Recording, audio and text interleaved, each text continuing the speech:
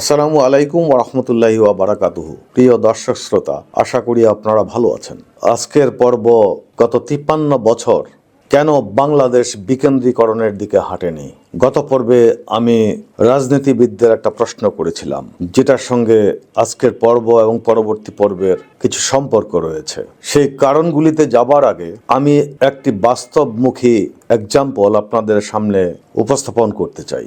ধরুন, একটি পেশাজীবী ইঞ্জিনিয়ার বা পেশাজীবী ডাক্তার, এই দুটোকেই ভালো হতে হলে পারফেক্ট ডিসিশন মেকিং ক্যাপাবিলিটি দরকার। একটি ভালো ডাক্তারই শুধু পারে সঠিক সিদ্ধান্ত নিতে রোগীকে কি চিকিৎসা দিতে হবে।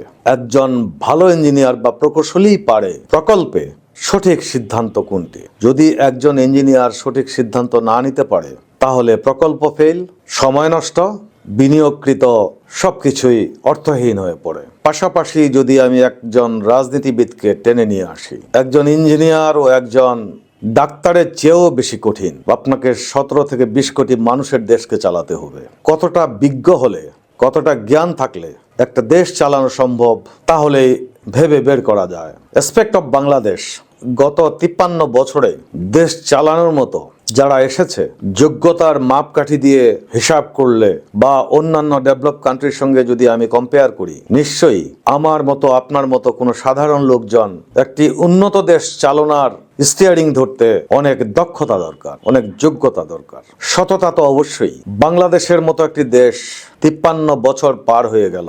আমরা গণতন্ত্রের কথা বলি, গণতন্ত্র রক্ষার নামে অনেক সংগ্রাম হয়েছে। শেষ জুলাইয়ে বিশাল এক ত্যাগ ও বিপ্লব ঘটে গেছে। সাধারণ ছাত্র, শিশু, মানুষ নিহত হয়েছে, হতাহত হয়েছে, যারা আজ পঙ্গু। এগুলির একটি মূল্য আছে।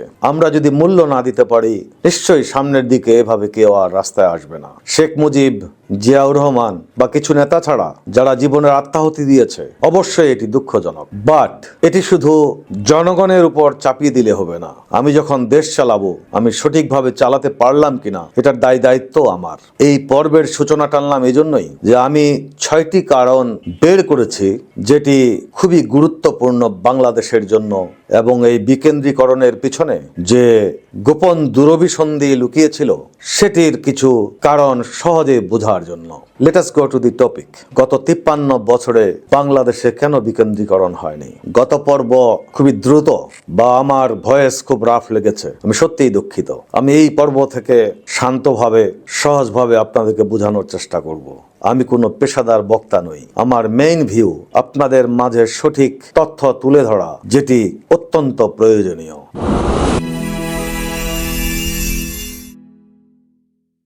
রাজনৈতিক ইচ্ছার অভাব। সেটি কিভাবে? বিকেন্দ্রীকরণ মানেই ঢাকা কেন্দ্রিক ক্ষমতা ভাগ হয়ে যাওয়া, যেখানে অনেকের স্বার্থ বদলে যায়। তাই কেউ চায়নি এটি এগোক। অনেক সিদ্ধান্ত জেলা প্রশাসক বা স্থানীয় প্রতিনিধিকে নিতে হয়। তাতে কেন্দ্রীয় ক্ষমতায় যারা থাকেন তাদের ক্ষমতার ভাগাভাগি হয়ে যেত। আর এই কেন্দ্রীয় সিদ্ধান্তের জন্যই কোথাও স্থানীয়ভাবে কোনো প্রশাসক বা প্রতিনিধি তার এলাকার উন্নয়নের জন্য কোনো প্রকল্প বা কোনো সিদ্ধান্ত কখনো নিতে পারেনি।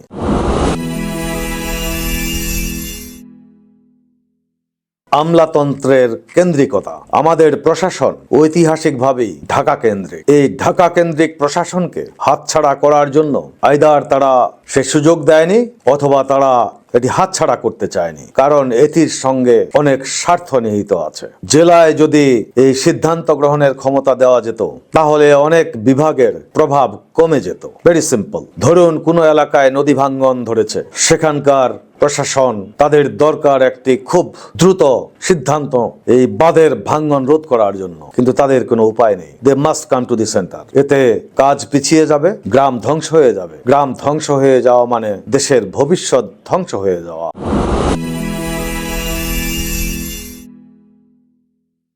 ঢাকায় উন্নয়ন দেখানো খুব সহজ, যেহেতু আমাদের প্রবণতা জাস্ট শো অফ। আমরা কি করি, আমাদেরকে দ্রুত দেখাতে হবে। তাই ঢাকায় একটি প্রকল্প হলে 12 থেকে 18 মাস প্রকল্প শেষ, অনেক আর্থিক লেনদেন, দ্রুত সাইনবোর্ড দেখানো, সব মিডিয়া ঢাকায়, দ্রুত মানুষের মধ্যে ছড়ানো। কিন্তু এই প্রকল্প সারা দেশের মানুষের উপকারে লাগলো কিনা, এতে কারো মাথা ব্যথা নেই। This is another problem. আমাদের যা কিছু করতে হবে, লোক দেখানো করতে হবে।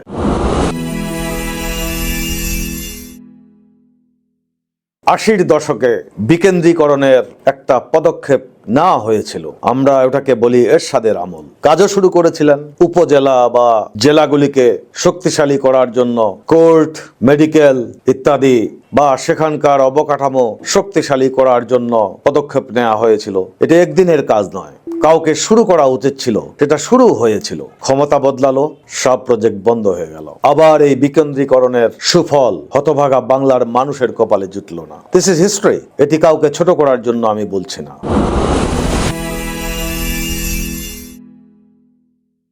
অর্থনীতি ঢাকা কেন্দ্রিক, চাকরি, শিল্প, ব্যাংক সবই ঢাকায় বা কাছের দু একটি জেলায়। অন্যান্য জেলায় কোনো সুযোগ নেই। মানুষ কি করবে?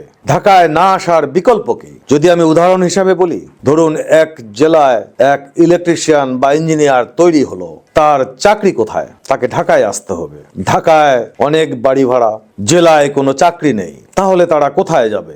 বাধ্য হয়েই সবাই ঢাকামুখী। বিকেন্দ্রীকরণ ছেড়ে কেন্দ্রিকতার সবচেয়ে বড় দুর্ভাগ্যজনক ফল, সকল নীতি ঢাকায় সুযোগ বানিয়েছে, কোনো জেলায় নয়। এটাকেই আমি বলছি ভয়ানক ক্রাইম।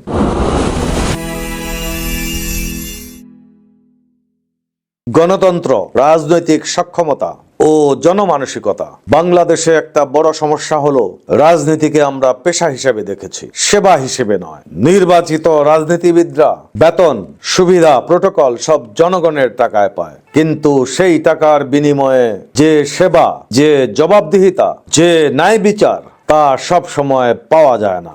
এটি ব্যক্তিগত ব্যর্থতা নয়, এটি ব্যবস্থাগত দুর্বলতা, যেখানে ক্ষমতাভোগ জনগণের সেবার চেয়ে বড় হয়ে দাঁড়ায়। দলগুলির ভেতরে গণতান্ত্রিক চর্চা ও নীতি প্রস্তুতি খুবই দুর্বল। ফলে অনেক সিদ্ধান্ত নিজস্ব গবেষণায় নয়, বাইরের পরামর্শের উপর নির্ভর করে। জনগণ রাজনীতিকে দেখে ক্ষমতার লড়াই হিসেবে, দেশ কেন্দ্রিক নীতি হিসাবে নয়।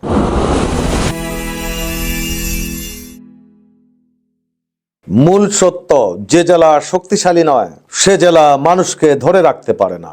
আমরা ঢাকাকে বড় করেছি, দেশকে নয়। বন্ধুরা, একটি দেশ কখনো একটি শহরের উপর নির্ভর করে দাঁড়িয়ে থাকতে পারে না। দেশ চলবে 64টি জেলা সমান শক্তিশালী হলে, ঢাকা নয়, বাংলাদেশ শক্তিশালী হলে। আজকের পর্বের ধারাবাহিকতায় আরো কিছু বিষয় নিয়ে আলোকপাত করার চেষ্টা করব। ততক্ষণ ভালো থাকুন, সুস্থ থাকুন, সততার সঙ্গে থাকুন, আর বিল্ড দ্য নেশনের সঙ্গে থাকুন। আসসালামু আলাইকুম ওয়া রাহমাতুল্লাহি ওয়া বারাকাতুহু।